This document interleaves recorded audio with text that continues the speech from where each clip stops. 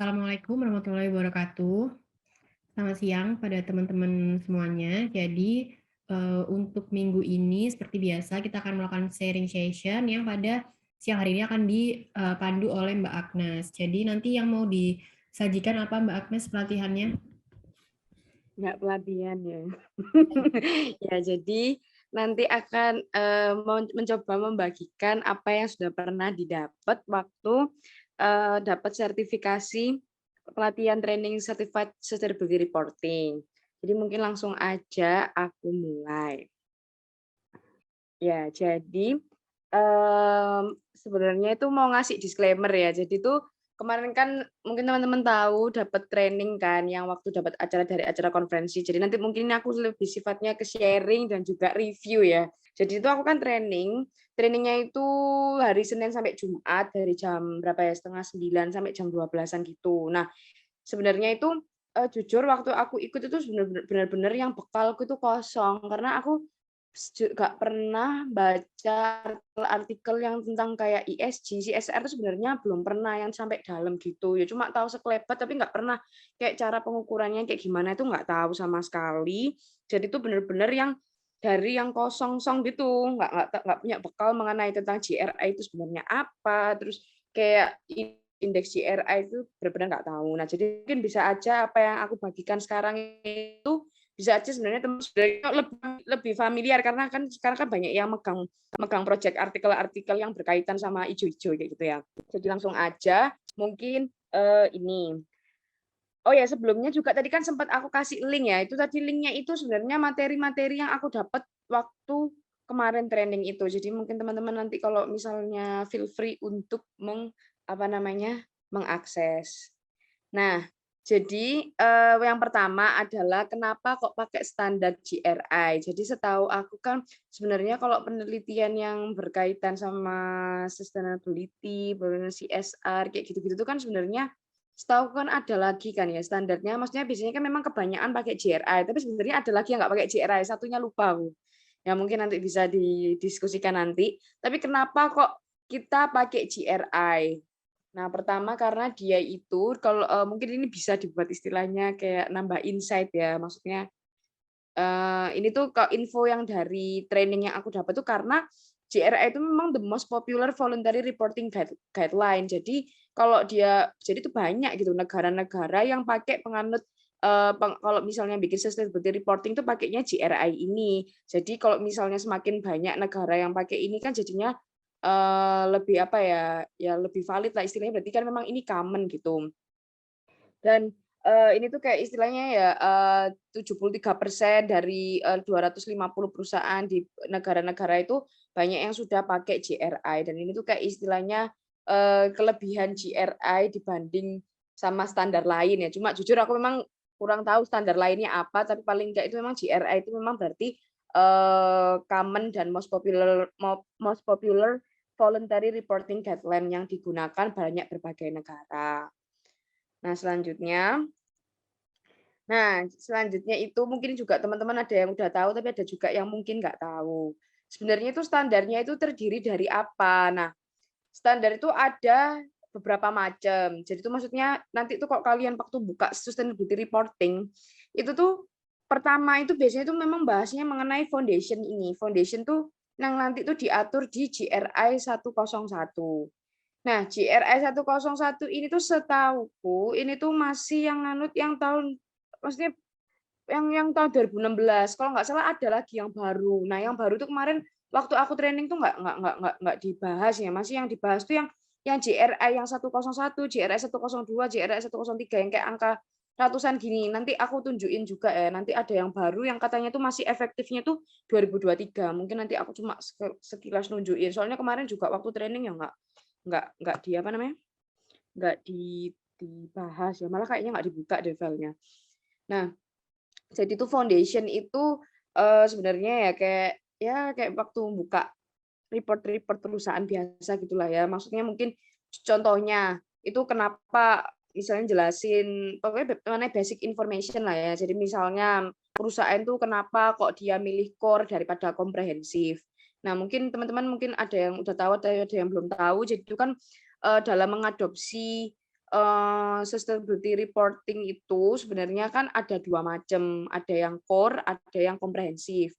Nah, opsi core itu ketika mereka itu, nggak wajib, kan jadi kok kalian buka standar itu kan perintilannya banyak banget.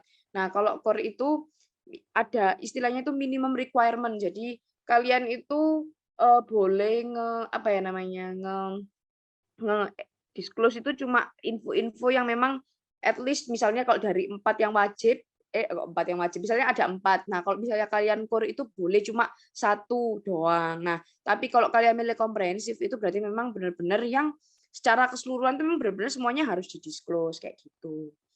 Itu mengenai GRI 101. Terus nanti itu ada yang namanya GRI 102. Nah, GRI 102 itu tentang general disclosure. Nah, ini tuh to report contextual information about an organization. Nah, jadi itu nanti itu di GRI 102 itu intinya ya kayak ngasih info tentang terkait profilnya organisasi, strateginya perusahaan, etik dan integriti, bahkan sampai ke tata kelola perusahaan. Nah, waktu itu sempat kayak didiskusikan ya di acara trainingku kayak, loh sebenarnya tuh kadang itu info-info yang di JRS 102 itu menurutku kayak ada yang overlapping sama info-info yang di annual report, terutama yang kayak tata kelola kayak gitu-gitu. Tapi kadang itu ada yang info yang overlapping. Nah, tapi kadang itu katanya itu bisa aja mungkin ada perusahaan yang misalnya dia karena infonya udah sebelum kan sustainability reporting kan nggak wajib kan ya, setahuku. Nah, jadi, kadang itu ada yang perusahaan karena infonya sebenarnya itu udah di-disclose di annual report, biasanya itu mungkin mereka tuh kayak ngasih kayak kata-kata, ini tuh bisa diakses, dilihat di annual report, kayak gitu. Jadi biasanya ada link-nya gitu. Tapi intinya itu, kalau JRS 102 itu tentang info tentang profil organisasi, tentang tata kelola, bahkan juga tentang stakeholder-nya. Nah, terus yang JRS 103 itu manajemen approach. Jadi manajemen approach itu lebih kayak apa ya, itu tuh sebenarnya kayak laporan yang isinya tuh narasi. Narasi menjelaskan pendekatan manajemen ketika mereka itu milih material topik. Nah, material topik itu sebenarnya apa? Nah, material topik itu kan ada 3. Ada yang ekonomik, environmental, sama sosial. Nah, jadi itu sebenarnya waktu itu juga sempat didiskusikan ya sama ibunya itu yang ngajar. Sebenarnya itu apa ya, kayak penelitian kok bukan penelitian, maksudnya kayak sebenarnya itu sustainability reporting antara satu perusahaan dengan perusahaan yang lain, dengan industri yang satu dengan industri yang lain itu sebenarnya tidak bisa dibandingkan secara langsung ya, karena sebenarnya kan meskipun aku sama-sama misalnya industri perbankan misalnya ya. Nah, industri keuangan, heeh. Nah, itu bisa aja topik material yang kita pilih itu berbeda dengan, perusahaan perbankan yang lainnya. Jadi tuh memang sebenarnya kayak nggak ada kewajiban, misalnya kalau aku perusahaan ini tuh harus ini, sebenarnya tuh kayak ya memang manajemen discretion gitu sih, ya memang memang kayak, pilihannya manajemen dan nah itu tadi, nah manajemen itu menentukannya itu ya harus melibatkan stakeholder. Jadi misalnya mereka itu kayak ngajak ketemuan, ngajak FGD, ngajak survei, sama customer, sama supplier, sama lokal communities, kayak gitu-gitu. Nah yang kayak gitu-gitu biasanya mereka tuh ngajak pertemuan, kayak misalnya menentukan apa sih sebenarnya isu yang harus diperhatikan oleh perusahaan. Nah yang kayak gitu-gitu itu biasanya mereka sampaikan di manajemen approach ini tadi yang diatur di JRS 103. Ya kayak gitu. Jadi intinya, dalam menentukan topik nanti itu perusahaan itu milih fokusnya ke ekonomi, environmental, atau sosial itu sebenarnya mereka melibatkan stakeholder, yang mana nanti cara waktu mereka melakukan approach itu tadi dijelaskan atau pacuannya pakai yang JRS 103. Nah terus ya, topik spesifik standarnya juga mungkin teman-teman juga sudah ada yang familiar ya. Jadi ya terdiri dari 3 itu. Jadi nanti yang berkaitan sama ekonomi itu JRI 200, terus yang berkaitan lingkungan itu JRI 300, terus yang berkaitan sama kayak sosial-sosial gitu JRI 400. Dan yang mana itu nanti ini masing-masing ini tuh isinya banyak ya. Jadi perintilannya masih ada banyak lagi. Nah, selanjutnya ya ini tadi ya sebenarnya ini sempat sudah aku singgung ya. Jadi foundation-nya itu ya JRS 101 itu yang nanti yang kayak bagian awal-awal banget gitu. Kayak misalnya kenapa milih core sama komprehensif, ini tuh juga disesuaikan aja sama kemampuan perusahaan ya. Saya setahuku itu kemarin itu juga dijelasin kalau memang kadang itu ada kayak istilahnya apa ya, perankingan gitu, apa ya, award apa perankingan ya, apa aku lupa. Jadi biasanya tuh ada yang perusahaan kok misalnya dia itu bisa, berani bisa ngelaporin secara komprehensif itu juga ada award-nya gitu deh, kok nggak salah ada gold, platinum, kayak gitu-gitu kemarin. Ya jadi memang karena, pasti itu kan juga harus disesuaikan sama kemampuan perusahaan ya, karena kalau misalnya ngelaporin komprehensif itu juga pastinya banyak pertimbangan dari segi cost itu pastinya tentunya lebih costly dibandingkan sama yang core, seperti itu. Jadi ini sebenarnya, sama kayak yang tak jelasin tadi. Jadi nanti itu intinya memang dalam mengidentify material topik itu memang harus, manajemen itu melakukan pendekatan. Nah, nanti mungkin aku kasih contoh salah satu kayak mungkin kuesioner yang dilakukan perusahaan. Jadi itu kemarin, ada kayak gitu tugasnya disuruh kayak misalnya seolah-olah itu kita seorang stakeholder itu kita ngisi kuesionernya itu kayak gimana. Jadi itu nanti waktu kita ngisi kuesionernya, nanti itu bisa sama manajemen perusahaan itu dikumpulin, terus akhirnya nanti info-info tentang itu tuh akhirnya di dikerucutkan gitu. Oh, ternyata topik yang penting itu dibahas, yang di-disclose itu misalnya mengenai ekonomi. Nah, ekonominya itu pun juga pastinya ada breakdown-nya sendiri-sendiri, seperti itu. Nah, selanjutnya adalah isi standar GRI. Nah, jadi itu standar GRI itu biasanya itu nanti kalau kalian buka, itu selalu ada kayak istilahnya itu ada tiga section gitu. Jadi nanti itu mencakup requirement, ada yang namanya recommendation, sama guidance.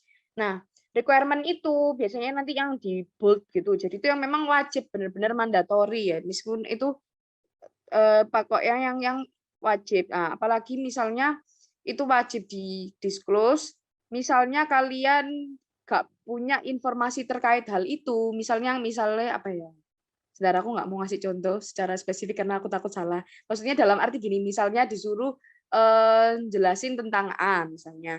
Nah, tapi ternyata perusahaan kalian itu sebenarnya nggak melakukan aktivitas yang terkait A, ya itu tetap aja kalian disclose bilangnya bahwa perusahaan kita tidak melakukan aktivitas yang terkait A, misal kayak gitu. Jadi memang requirement itu bukan berarti karena kalian nggak ada aktivitas terkait A, bukan berarti kalian boleh skip kayak gitu. Jadi ini requirement itu memang benar-benar harus yang apa namanya, diisi, di-disclose, recommendation itu ya jenisnya rekomendasi, dan guidance itu juga, kayak istilahnya ya kayak panduan aja sih, juga membantu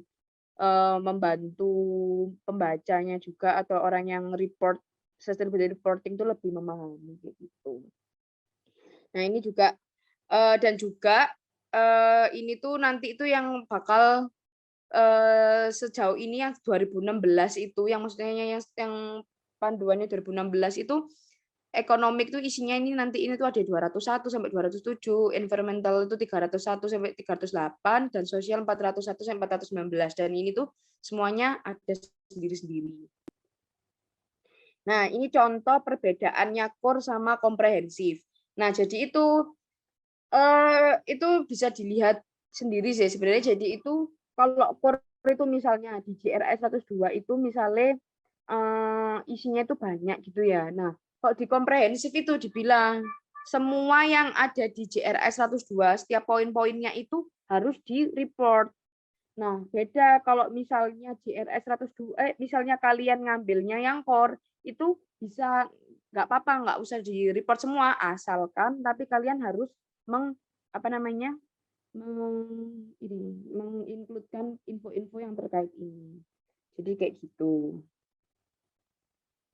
Nah, ini juga contoh dari, yang tadi mungkin jabarannya dari apa namanya, setiap indeks ya, setiap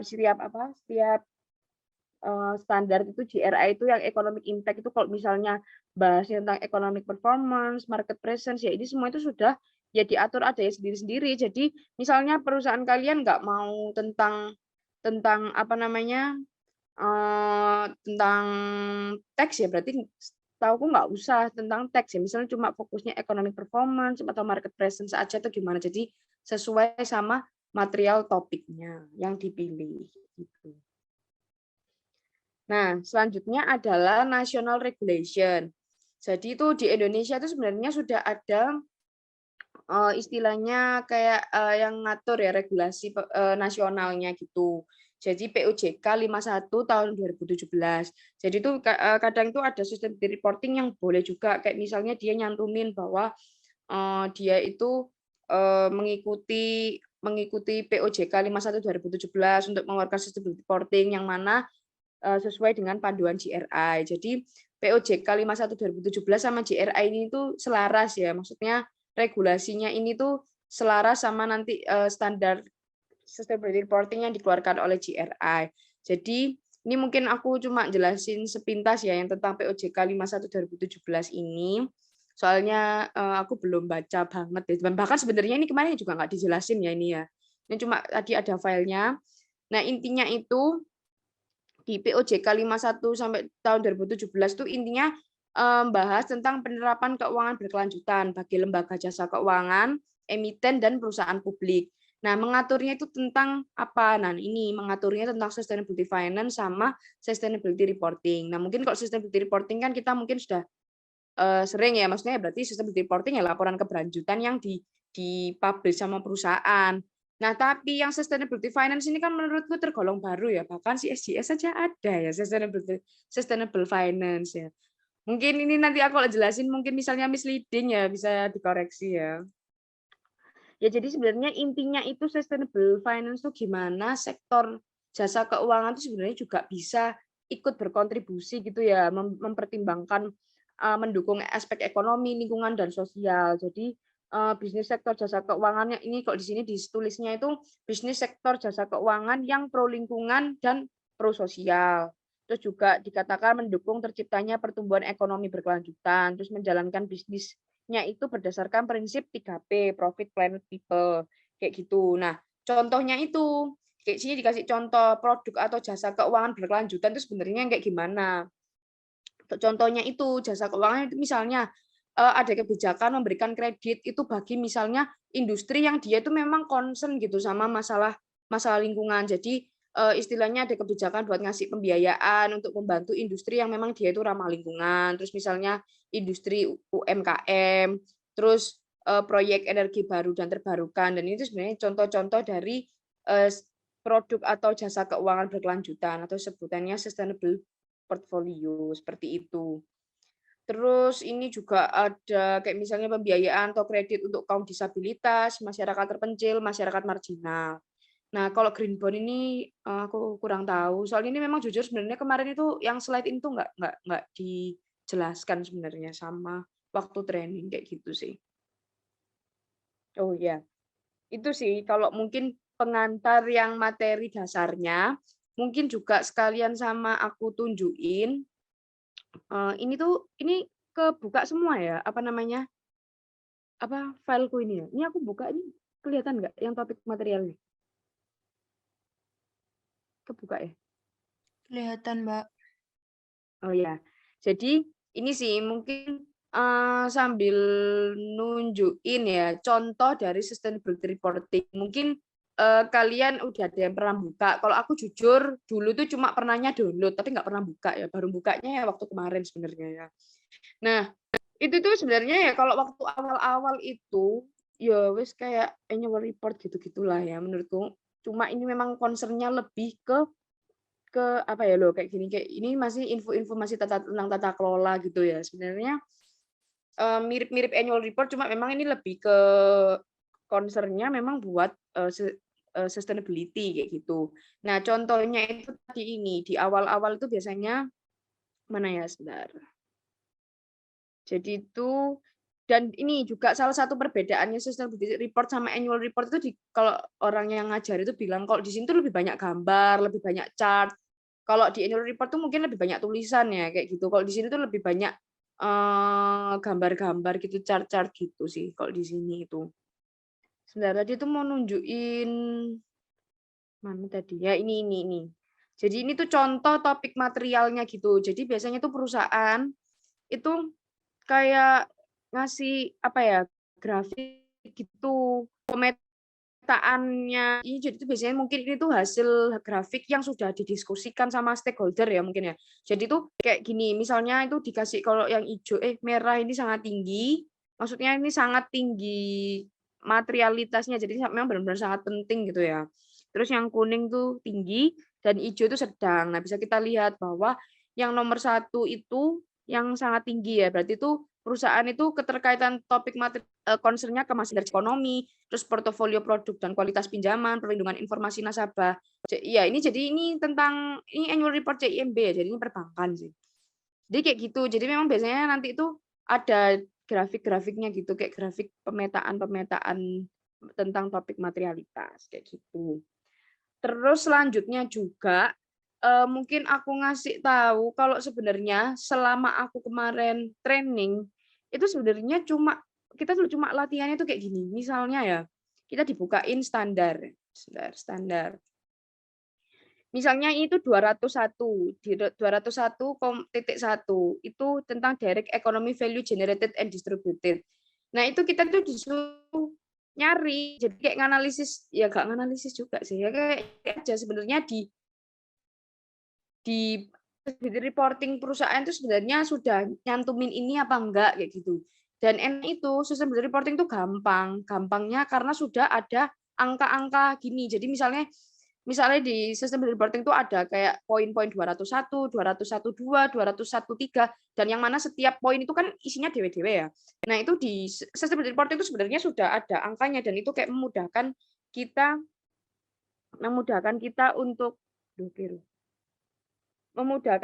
untuk kayak langsung bisa, oh ternyata perusahaan ini udah disclose loh, udah sesuai. Kayak ini contohnya. Ini kan di 201,1 kan dia itu pokoknya menjelaskan mengenai direct economic value generated and distributed ya. Ya dan kan ini nomor 201 kok 201 strip 1. Dan tadi aku nge-search 201 strip 1 itu juga udah langsung menuju ke poin di mana memang perusahaan itu menjelaskan mengenai nilai ekonomi yang diterima dan didistribusikan kayak gitu sih. Jadi mungkin jadi itu aku tuh selama 5 hari itu benar-benar kayak yang ngerinci ya cuma kayak dijelasin satu-satu terus nanti dicocokin sama di annual report kayak gitu sih. Jadi kalau menurut dan itu juga pengajarnya itu menurut aku ada yang enak, ada yang kurang enak ya. Kurang enaknya dalam arti kayak cuma dibaca doang, jadi kayak kita tuh kayak kayak nggak dikasih contoh jadi agak bingung.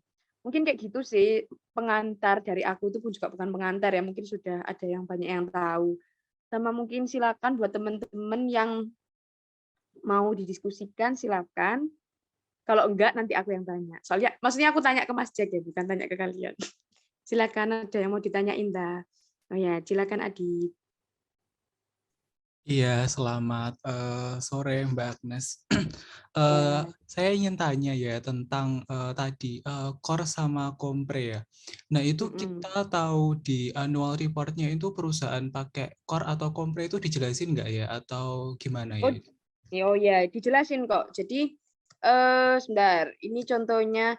Jadi core atau komprehensif itu dijelasin di awal-awal di awal-awal sustainability report biasanya di awal.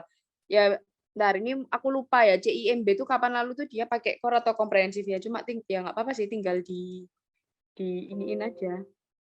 Di search aja antara ketik core atau komprehensif. Ya, ini kayaknya sih perusahaan ini dia memang komprehensif ya, in accordance with comprehensive option. Jadi memang dia kayaknya menggunakan komprehensif sih. Nah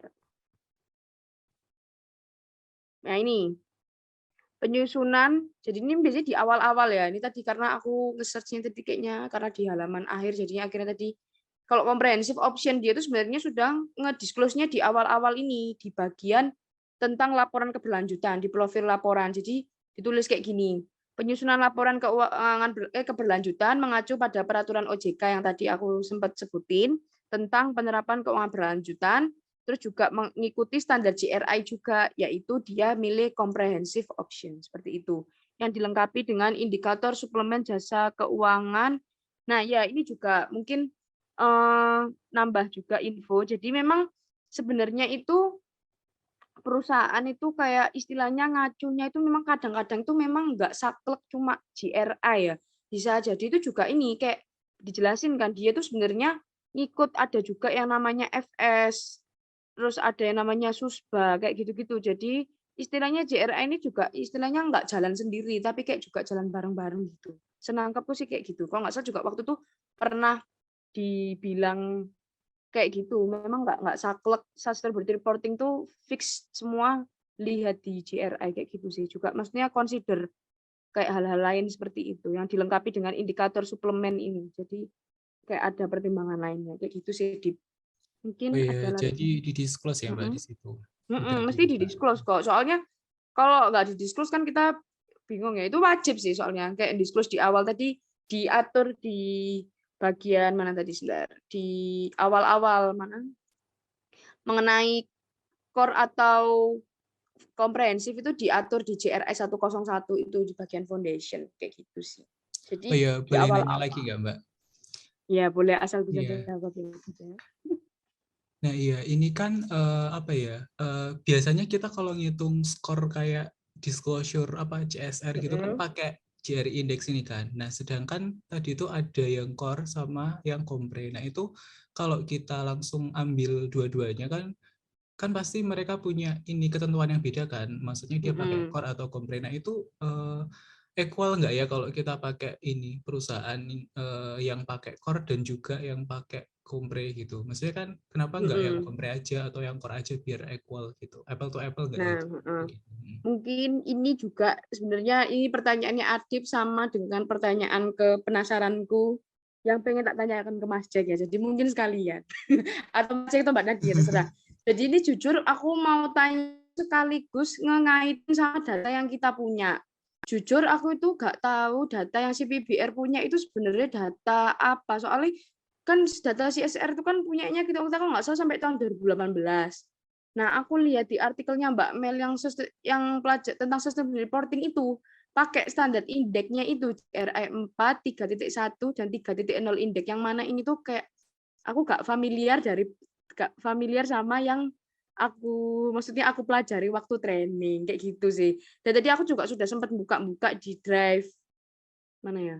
Sempat buka-buka di Drive, nyari di katalog data penelitian ternyata nggak ada, dan nyari di data CSR ini nggak paham yang mana. Jadi silakan waktu dan tempat dipersilakan.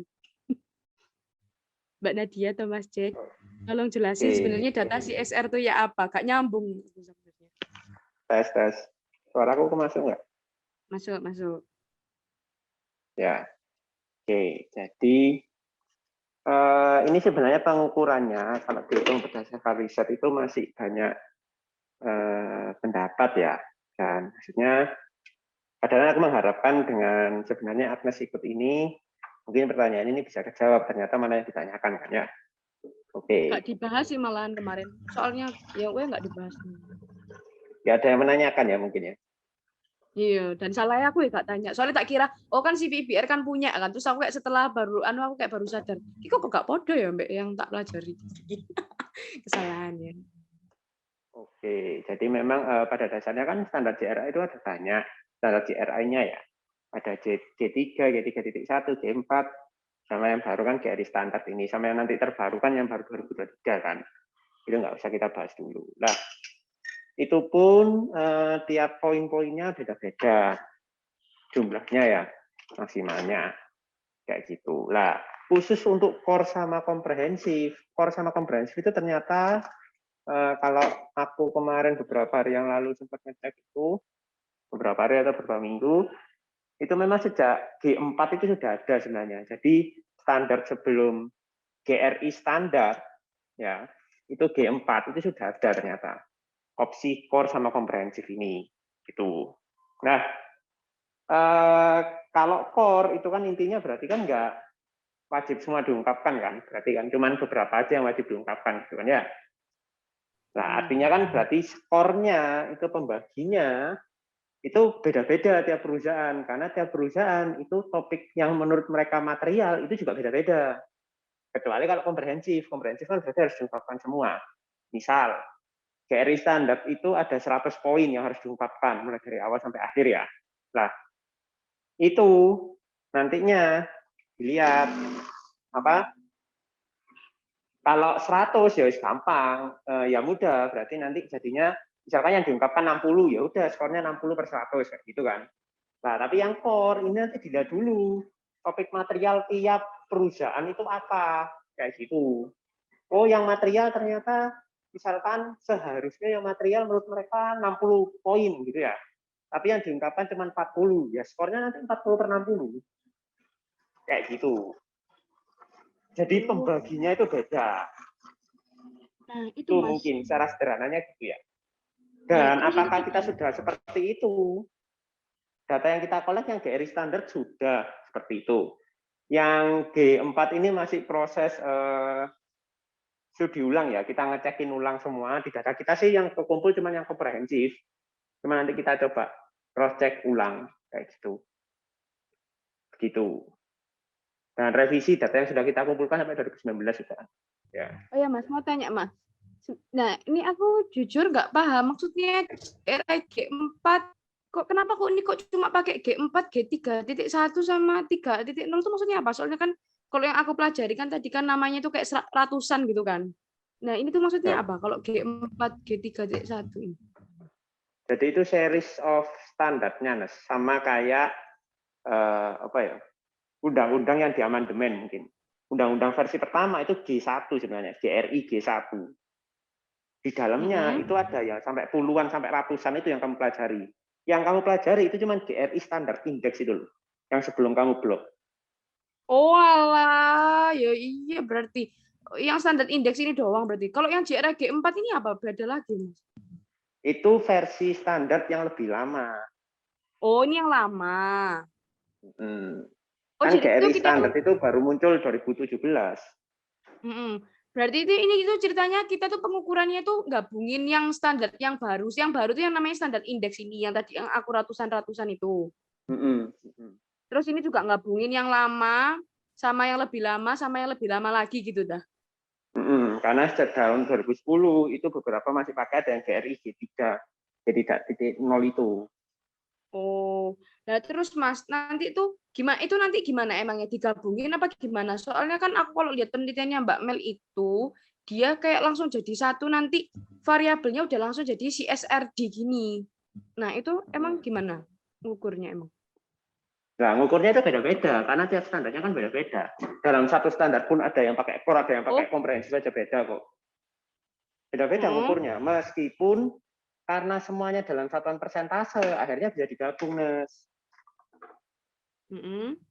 Apa namanya, itu kenapa bisa digabung gitu kan, padahal beda-beda kan, Nes. Jadi, yang kita pakai di penelitian itu udah yang hasil scoring akhirnya gitu, Nes. Nah, skor akhirnya itu diperoleh dari mana? Dari jumlah yang didisclose sama perusahaan dibagi sama total skor. Jadi kalaupun dia pakai misal ya tahun 2010 dia pakainya G yang G.3 3.0 gitu. Nah, itu cuman yang membedakan adalah cuman apa ya, jumlah yang didisclose sama pembaginya yang di paling bawah itu. Jadi kan ya, tinggal dibagi penyebut kan. Nah, itu penyebutnya untuk masing-masing indeks itu beda gitu, Nes. Cuman kalau cara nyatuinnya ya karena kita cuman ambil skor akhirnya aja, jadi nggak masalah mereka mau pakai GRI berapa. Cuman dalam proses penilaiannya kita itu penyebutnya itu menyesuaikan sama standarnya yang dipakai. Oh, jadi itu misalnya 2010 itu pakai G30 indeks itu berarti misalnya dia cuma 50, berarti 50/123 gitu Mbak. Ya, betul betul. Kayak gitu. Oh, itu emang kalau G3 ini dipakai tahun berapa sampai berapa ya? Terus G3.1, G.4 ini? Aduh, tahun berapa ya? Nggak hafal sih. Di historinya Setauku GRI ada. biasanya disebutin nggak sih di annual report-nya atau sustainability report-nya dia pakai GRI berapa? Oh ya, kalau di annual di sustainability-nya dia mesti nyebutin dia matok GRI yang standar yang mana kayak gitu. Tapi kalau secara universalnya itu ada di websitenya GRI yang historinya. Oh, paham. Berarti Plus, gitu. aku nambahi sedikit tadi Nadia, selain semuanya kan dalam bentuk persentase tuh. Berarti kan bisa langsung dibandingkan. Tapi kita juga tetap pakai biasanya fixed effect. Kalau kamu lihat punyanya Melinda itu ada fixed effect GRI, ada fixed effect year, industri sama GRI kan. Lah, ya itu jadinya kalau beda standar, ya dia beda kayak ya sama kayak beda industri, beda treatment gitu. Oh, berarti ditambahi .gri gitu Ndek belakang. Ya. Oh. Nah, terus masih mungkin aku tadi kurang nyambung yang masalah apa yang core sih. Berarti nanti kalau komprehensif tuh lebih gampang ya. Kalau core itu yang berarti lebih sulit ya, Mas. Ngitungnya. Soalnya tadi kan kayak Benar. misalnya tadi kita nggak tahu materialnya perusahaan itu, misalnya tadi Mas kan nyontohin 40 dibanding 60 lah. Itu tahu infonya materialnya totalnya 60 itu dari mana, Mas? Ada tak? Dari jadi itu kan GRI itu kan ada topik-topiknya kan mesti ya. Topik seperti environmental itu coba kembali ke slide-nya. Slide yang mana? Yang salah satu tadi environmental ada berapa itu? Iya. Nah ini contoh misalkan ekonomik deh yang dikit ya. Ekonomik kan ada 7 tuh. Betul ya, ada 7 topik ya. Tapi di dalam topik itu kan ada subtopik lagi kan. Iya banyak. Benar kan ya? Misalkan 201 itu nanti 201 strip 1, 201 strip 2, 201 strip 3 gitu kan ya. Nah, biasanya kita menghitungnya adalah tapi ini lagi-lagi ya apakah treatment ini sudah diketok palusa semuanya belum? Maksudnya tidak ada pernyataan resmi. Tapi ini best effort-nya untuk ngukur lah, yang untuk mempertimbangkan core-nya. Jadi gini, misalkan nih di economic performance yang GRI 201 itu misalkan ada 10 subtopik ya. Berarti kan ada GRI 201 strip 1 sampai 201 strip 10, benar ya? Misal, aku juga nggak ingat soalnya. Nah, misal nih perusahaan itu cuma ngungkapin 201 strip 2 gitu toh. Iya. Nah, anggapannya topik GRI 201 itu material bagi perusahaan. Maka dari itu nanti pembaginya itu minimal sudah 10, meskipun dia ngungkapin cuma 1 di GRI 201. Ya. Oke. Tapi kalau dia nggak ngungkapin GRI 201 sama sekali, ya anggapannya nggak material. Oke. Jadi untuk ngitung pembaginya, GRI 201 itu subtopik-subtopiknya itu nggak dihitung. Oke, mantap. Terima kasih, Mas Jack. Yuk, sama-sama. Gimana teman-teman, ada lagi yang mau didiskusikan atau tidak? Jika tidak, cukup sampai sini. Sudah, kalau tidak ada, kembalikan ke Mbak Nadia. Terima kasih. Oke, terima kasih Agnes atas presentasinya. Insight-nya sangat menarik ya, tadi banyak penjelasan terkait dengan pengukuran di GRI. Pertanyaan ending kok pengukurannya. Oke, mungkin karena sudah tidak ada yang tanya, jadi kita akhiri untuk sharing session di minggu ini. Terima kasih Agnes dan teman-teman atas kehadirannya. Aku akhiri, sekian. Wassalamualaikum warahmatullahi wabarakatuh.